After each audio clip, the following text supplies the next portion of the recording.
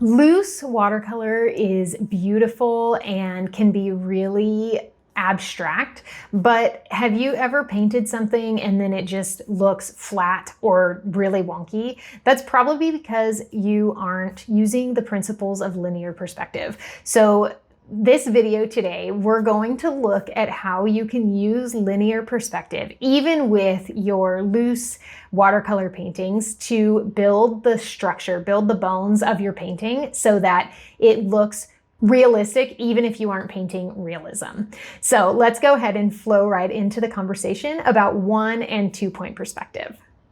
So let's look at some quick kind of definitions.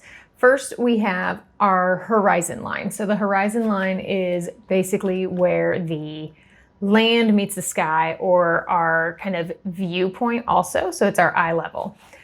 So I'm just going to do little snippets here, little like squares for some different examples.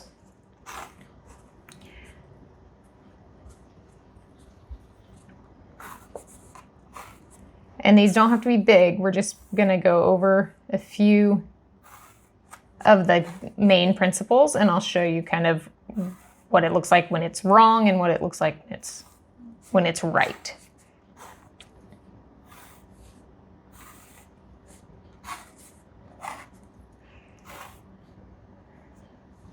Okay, so first we are going to look at both 1 point, that's paint, not point, oops, and 2 point perspective. Okay, so both of these are going to have a horizon line. So I'm just going to put my horizon line up toward the top third of the box here on all of them. Okay. It doesn't have to be precise. And if you want it to be straight, you can always use a ruler. I don't usually use a ruler. I just kind of pencil it in, but you can definitely use a ruler if you're going to be more precise. Okay, so then the next thing we look at is vanishing points. So when we are talking about a vanishing point, we just basically pick a point on the horizon. For 1 point, it's just going to be one vanishing point. That's why it's called 1 point. 2 point is going to have 2 vanishing points. And on both of these, both the vanishing points are going to land on the horizon line, okay? So we're going to put 1 point, we're just going to put it right in the middle, okay? And this can be different based on different compositions. It can be off to the side. It does not have to stay in the middle. But just for the point of this video, we're going to put it right in the middle. Okay, so we're just going to start here. For 1 point perspective, when you're going to use this is when you're looking at something straight on. If you're looking at something at an angle, you're going to want to shift to 2 point perspective. So think of, a flat on building. That's a good option for a 1 point perspective. A path or a railroad track that's going off into the distance. Those are all going to be examples of 1 point, okay? So first, I'm going to do just a basic path, okay? So to get a path in 1 point perspective, basically, you're going to start with the lines separate, and then they're going to converge to this point, okay? So that's where the path is going to be disappearing into the different distance, okay? So I'm just going to draw my path, okay? So it kind of looks like a road, right? If you're driving down a straight country road with nothing around it, it looks like this, right? And then the lines go down the center, and that's your road. And you can create that sense of distance. Now, if you do it incorrectly, so here's this is right and this is wrong, okay?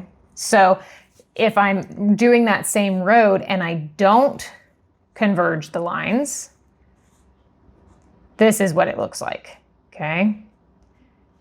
So you can see, even if you were to move this drawing further, this looks flat. This does not look like it's actually receding into the distance, okay? So we need that perspective to force your eye into the painting and make it actually look like it's going into the painting and not just sitting on top of a piece of paper. So a couple of really famous examples of paintings that use 1-point perspective are The Last Supper. So this is an interior room that Leonardo da Vinci painted. The subjects are straight on, so you have the table and the people, but if you look at the room is painted in 1-point perspective. So all of the windows and door frames and all of that are angling toward the back, angling toward that vantage point, so toward the center of the painting. And it's really straight on, so that vanishing point is like right above where Jesus's head is, basically. And so you can see that perspective. And that also helps to reinforce that the center of the painting, the actual focal point, is right there at Jesus's head, because everything's pointing toward him. So it's also a tool that you can use not only for perspective, but to force kind of where your focal point is. Another example is Delivery of the Keys to Saint Peter. And this is a different example because this is an exterior scene and you're looking at it flat on to that center building in the background. So if you check it out here, you'll see that center building in the background. And it looks pretty much in perspective because everything is pointing toward it. So all of the lines on the ground where the, tiling, it's not really tiling, but whatever, where the tiling, it's all pointing toward that center building. And then the buildings themselves, though, look really flat. Okay, so this is an example where 1-point perspective was used and it's effective in the painting, but the background, those buildings actually look really flat because it's 1-point perspective. It's not 2-point perspective.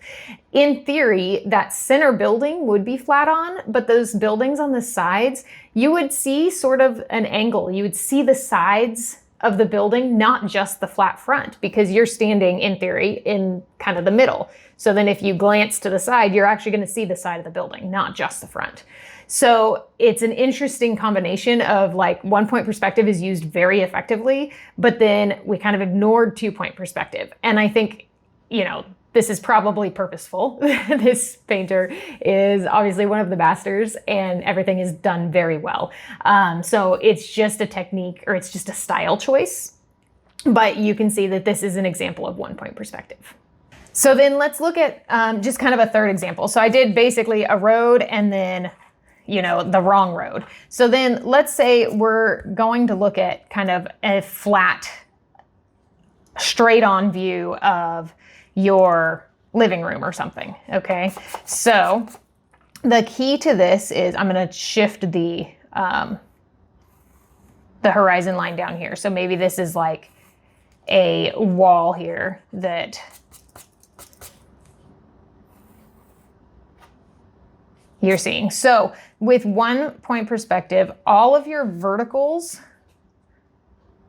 are going to be straight and all of your horizontals are going to be straight. So let's put like a couch here, okay? So I'm going to put a couch on this wall and it's not going to be a well-drawn couch. It's just going to be a very basic couch. The top of the couch is going to be flat, straight, horizontal. The bottom of the couch is also going to be horizontal, okay? And then we have the sides. Okay, so this is going to come up to where the seat is, okay? And then we're going to see the seat. Okay, so here's the back. Now here's where we're going to create our depth. So the cushions are going to have depth, right? So this is the front of the couch, the base, right? That is just a rectangle. And all of the lines are horizontal, vertical. But then when we create depth, so the cushions, we're going to want to bring them toward the center. Okay, so our vanishing point is going to be deep back behind the painting. Okay, it's really far in. So I'm just kind of creating a similar angle on both sides. And then I'm going to put my horizontal in. Okay, and then because of that, the top of the couch, the back of the couch is going to look smaller than the front of the couch. Okay, so that's how you create 1 point perspective in a kind of interior scene. Anything that the lines are for depth. If you're seeing an object straight on, that stays purely horizontal and vertical. But if it's going into the painting, if there's depth to it, that third dimension, that's where you're going to angle the lines toward your vanishing point. Okay, so if I add kind of a couch, an armrest here, that's going to angle in also. Okay, so I'm just kind of adding in round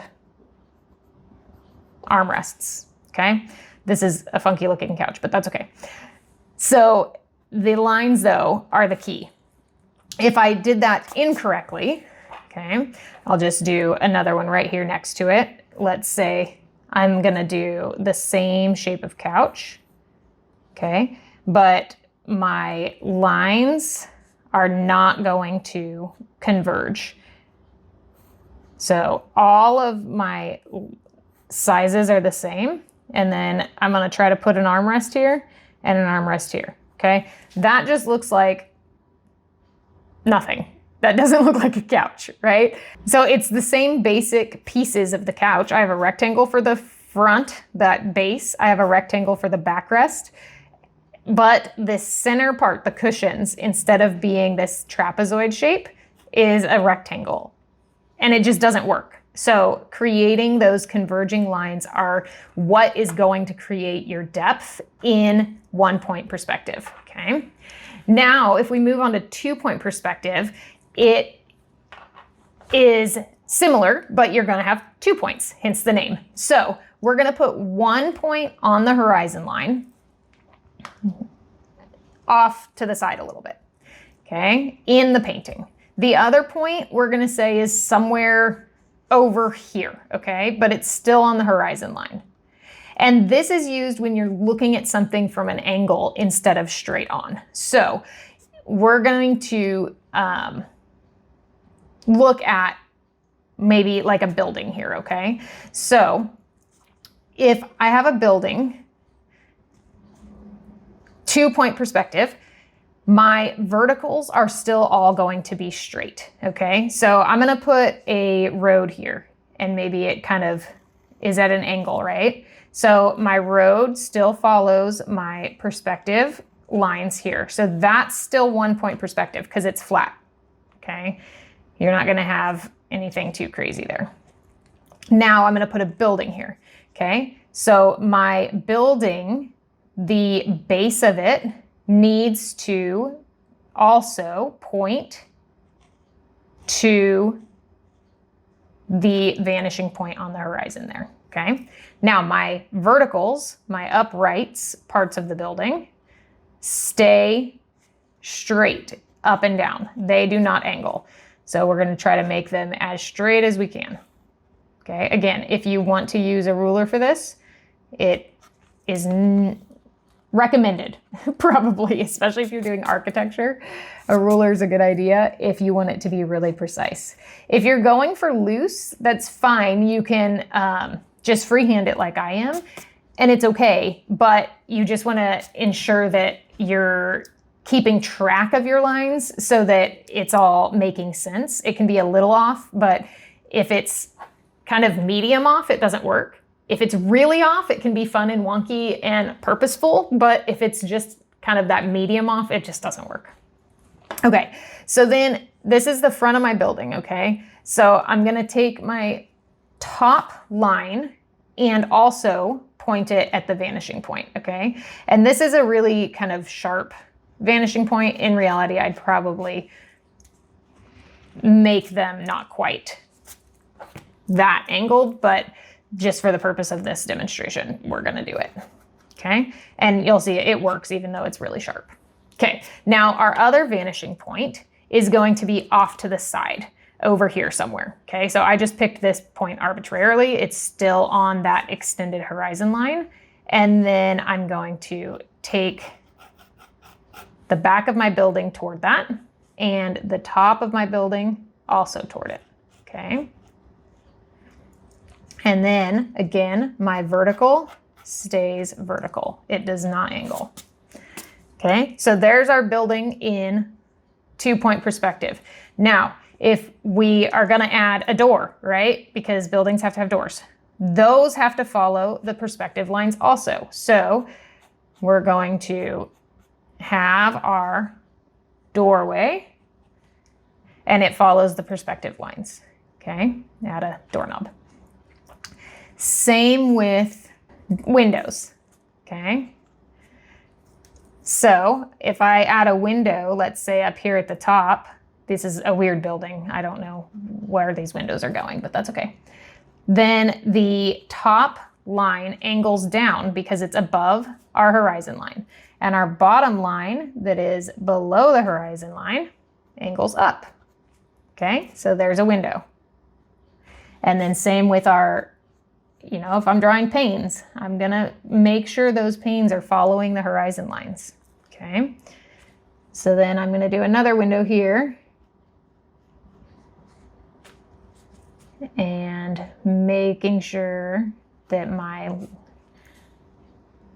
lines are following and meeting that vanishing point. So what that does is it creates a sense of space automatically, you don't even have to think about it, where the things that are closer to you look bigger and the things that are farther away look smaller, okay? So that's a key to perspective, that when you're doing 2-point perspective, a lot of those things are automatically going to happen. Now, if you're doing, let's say I'm adding trees here along the path or fence posts, right? The same thing happens. So the fence posts are going to converge also toward that point into the distance. Okay, but we have to remember that they are going to look bigger and farther apart the closer they are to us. And as they get farther from us, they're going to look closer together and smaller. Okay, so, I can exaggerate this and make them look really big at the front and then start shrinking as we go until they're just like dots, okay? Now, I didn't do a good job of keeping these straight vertical, but that's okay. You get the idea. Now, if you're drawing fence posts and you're just drawing them straight up here and they're not changing distance from each other or size, that doesn't work. This looks like you're looking straight down at a road, right? So in that case, if you're looking straight down at a road, you're not going to see the horizon line, and fence posts are just going to be like little squares. Right? So you can do this painting.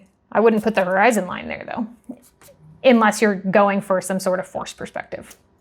Okay, so these windows on this side would then point toward this other vanishing point.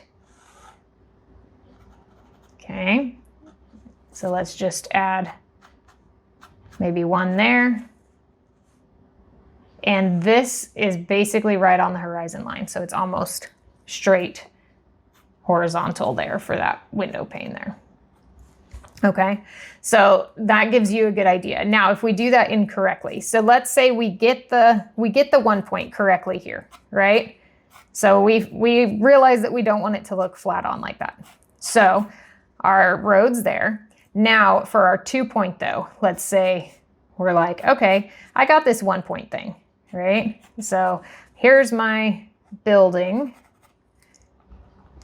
pointing toward that. But then I forget about the second point. So if I just make these horizontal instead, that looks okay. It's not terrible, but it doesn't give that same sense of depth as this. It looks like this angle here isn't a 90-degree angle, okay? So that is called orthogonal lines, okay? This is orthogonal lines where you have those 90-degree angles. This angle here is not 90 degrees. That's much bigger than 90 degrees, right? So it is, and it gives you that impression then that the building isn't square, okay? So just keep that in mind. And then same with the windows, right? So let's say we got the building, but we kind of forget that the doors are supposed to follow that as well, or the windows. And I just put windows flat in. And then it looks like the building is right, but the windows are wrong, right? And so it flattens that image.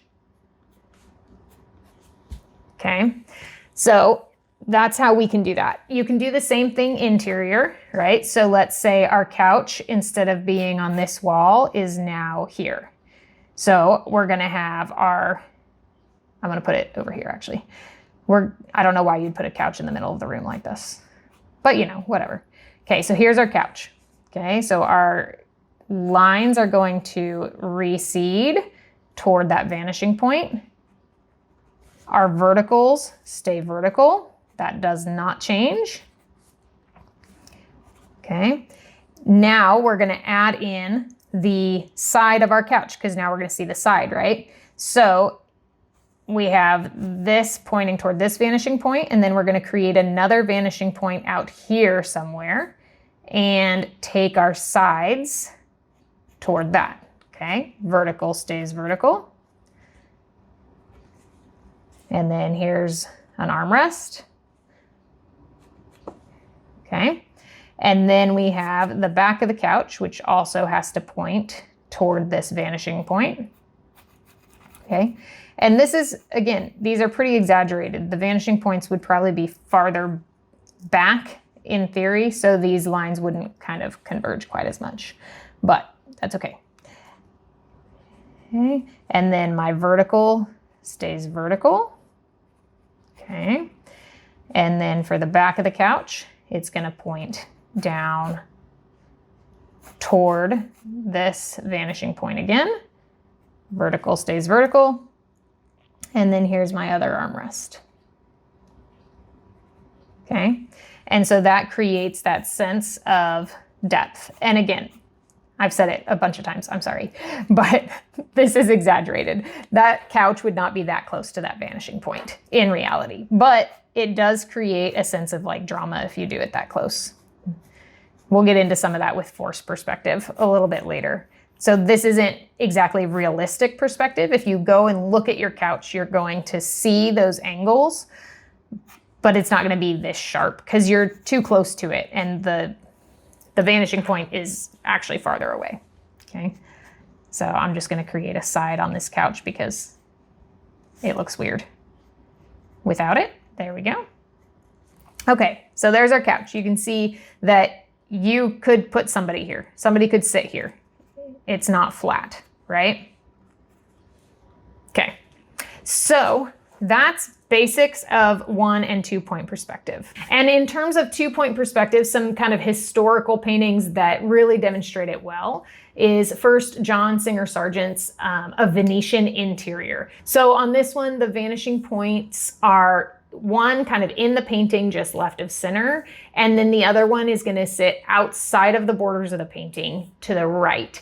And you can see in this interior view, the tables and the benches, and then even like the open doorways are demonstrating those 2 point perspective. So some of the lines that are facing us are pointed toward the vanishing point that's inside the painting, and then the lines that are kind of that wall facing a little away from us, or those surfaces facing away from us a little bit, are going out toward the right of the painting, and they're converging. The top ones are angling down, the bottom ones are angling up a little bit. Another demonstration of this in historical paintings is the entrance to the Grand Canal, Venice. And this one, Canello really does a good job of painting these buildings in 2 point perspective. The canal itself also follows kind of that 1 point perspective, right? Where it's pointing toward that vanishing point inside the painting. And then all of the buildings are painted and drawn wonderfully in 2 point perspective. So those are just some good demonstrations for the 2 point perspective in practice in an actual painting. So now we're going to look back and do just a very simple example. And I'm going to actually go back to our last page that we did the atmospheric perspective painting on, okay? So this painting was my last video. So if you haven't checked out atmospheric perspective, it's the first one in this series on perspective, and that's this one. So the next painting that I'm gonna do though is going to be a similar scene, but we're gonna add a path to show that 1 point perspective, okay? So I'm gonna put the horizon line in, and a lot of times I don't actually draw this, okay? So I'm drawing it for demonstration, but I don't usually draw my horizon line really, but that's okay. I'm gonna do it now. And then we're going to put a vanishing point. I'm gonna do just off of center, maybe like left third, okay? And then we're gonna have a path that's kind of curving into the scene. Okay, so I'm gonna start at that vanishing point and I'm gonna curve the path down and around. So, and then it's gonna come out the front of the painting, okay? Now, when I'm doing a curved path, I still wanna follow the idea of converging lines. So it's going to start at that vanishing point. It's gonna follow this curve, but it's going to start getting a little bit wider as we come up toward the front of the painting. So it's a little bit, I mean, it's just kind of playing with it. It doesn't have to be super precise. If you're doing straight lines, you just meet them up at that vanishing point. But when you're doing curved, you want to make sure that you're creating that separation as you come down the page. Okay, there we go. So there's my path. And then basically it's going to be layers of mountains here, just like this. Okay, and I don't need to draw all that in. Now, when you're painting with watercolor, since it is a transparent medium, you want to lighten up those lines. I'm going to leave them a little bit. I don't really care if they show because this isn't a finished painting and I'd rather you be able to see a little bit where the lines are. But if you're actually painting this for a completed painting, you're going to want to make sure that the lines are nice and light. Okay, so this is going to kind of also demonstrate how we're going to combine aerial perspective with our 1 point perspective here. Okay, so I'm just transferring some water to my page. I'm just using a size 10 round brush right now. This, again, it's not a completed painting, so I'm probably just going to use this one brush and not do too much detail, but you can use whatever brushes you like. I do like these brushes. This is a Degato artist brush. They don't shed, they keep a nice point on the round brushes, so they're not very expensive either. So if you are looking for some brushes, these ones are nice and not that expensive. Okay, so now that my page is wet, I'm just gonna take some of the same colors that I used in this painting over here. So we have cerulean blue for the sky, and then I'm just gonna pull that down toward my horizon line. Okay, and then I added just a little bit of permanent rose to warm that up as I came down into those mountains. And this is getting into that aerial perspective that you can watch the last video. Okay, that can kind of look like clouds or mountains, whatever, it doesn't matter. It's just layers. Okay, pull that down, maybe add a touch more blue to it.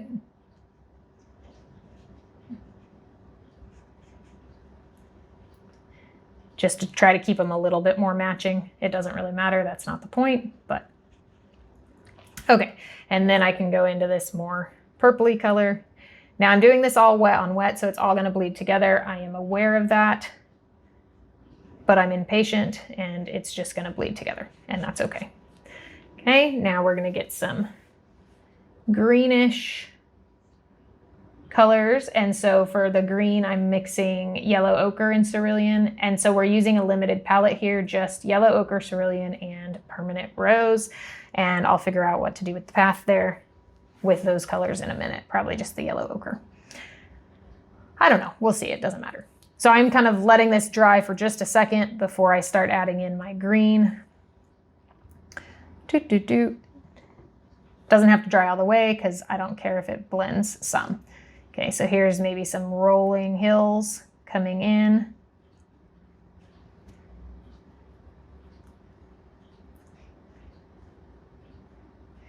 Okay, and I'm kind of using this vanishing point as a guide also for where my hills are gonna meet and kind of go down, because in theory they'd build a road through the lowest part, right? So that they don't have to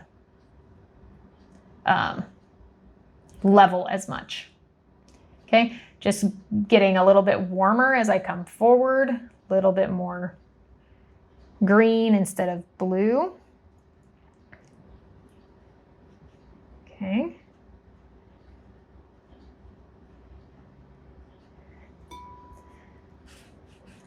Let that blend out so that I don't have any hard edges. I'm kind of avoiding the path right now, sort of-ish. Okay, and then we're gonna add some yellow ochre.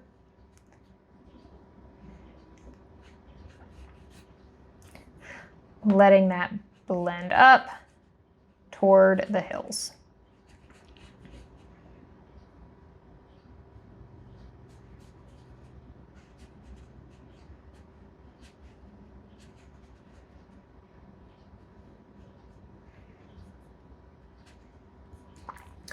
Okay, and so you can see even without having painted the road yet, we get a nice sense of depth and space by having that road that's shrinking, and then by adding in the principles that we learned last week on aerial perspective.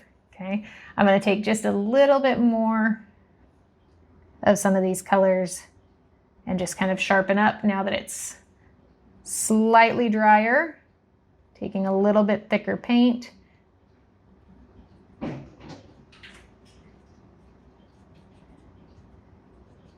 Okay.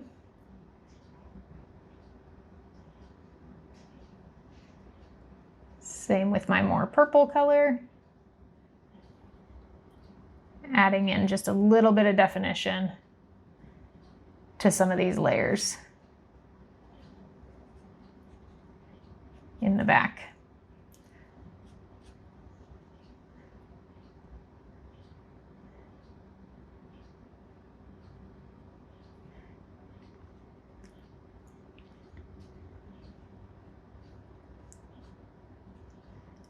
Okay. And I'm kind of happy with the more green hills already, so I'm going to leave those be. Now for the path, let's make kind of a gray color. Okay, so I'm going to take my cerulean blue, mix it with everything else that's in here, and it's going to be kind of a warm gray. Okay, that looks like a road. Perfect.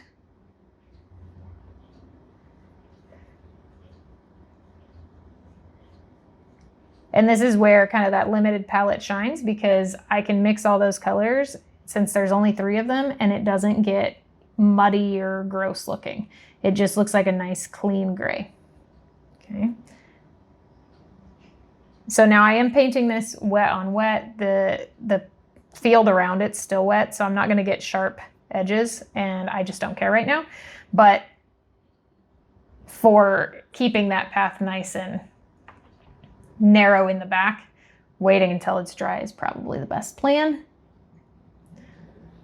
But for purposes of our demonstration, I'm just going for it. Okay, I'm going to add a little bit more darkness to the front here. So I'm just getting more of my paint. It's kind of green. I need to add a little bit more red to it, or pink. Okay, and then let that kind of blend and fade back out.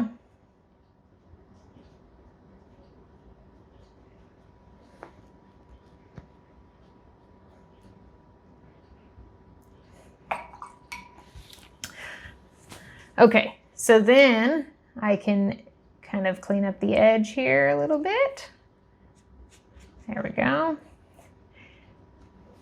Now to, add in some more of these details, I should wait until it's more dry, but I'm not going to. And I'm just going to flick in some tall weeds or grasses or whatever. This was a wheat field, but I don't know why you'd put a road in the middle of a wheat field. So maybe there's 2 wheat fields, I don't know. So I'm just flicking that in, and then I'll add in some little dots. Not using much water here so that it doesn't bleed out too much.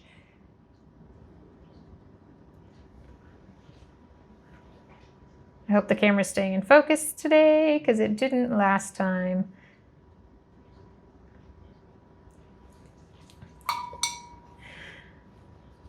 Okay, so we're gonna kind of call that good.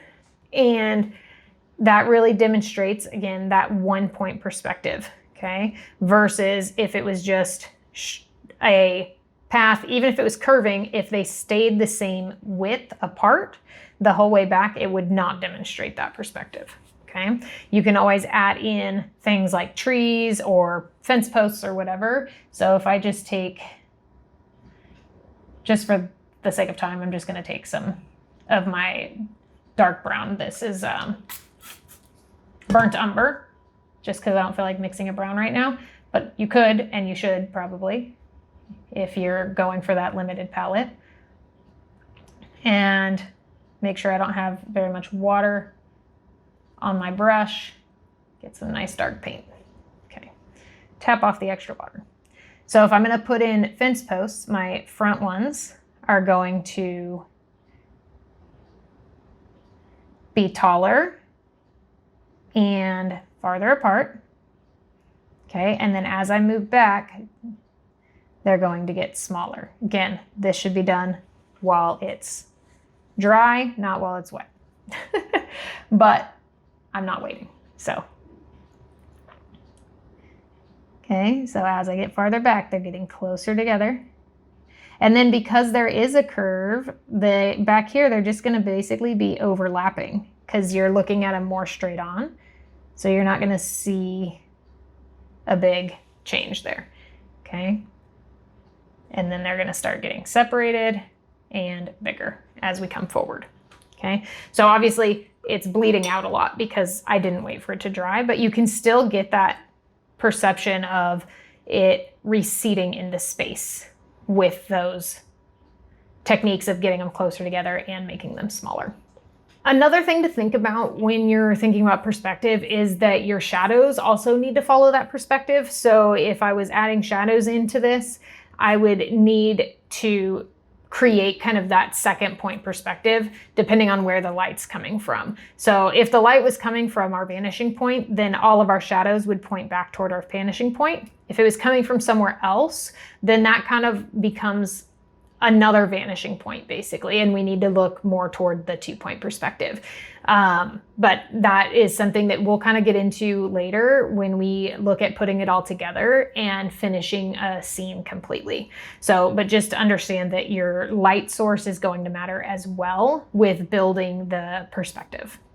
So also, I think this demonstrates well, like, this is obviously an extremely loose painting. There is nothing detailed about this, like at all. But even without having detail, because we followed the principles of both our atmospheric perspective that we talked about last week and our 1-point perspective, it creates that sense of depth and structure in space, even though it's extremely loose. It's all blending together, it's all bleeding, but you still can interpret this as a road going off into those mountains in the distance. And so using these structural tips, even in your loose paintings, is going to be very effective for creating that realism without actually painting realistically. So just use these tools even if you're a loose painter, and you can use them loosely. You don't have to be super rigid, use a ruler or anything, but keeping them in mind and keeping your vanishing points in mind is going to help create, again, that sense of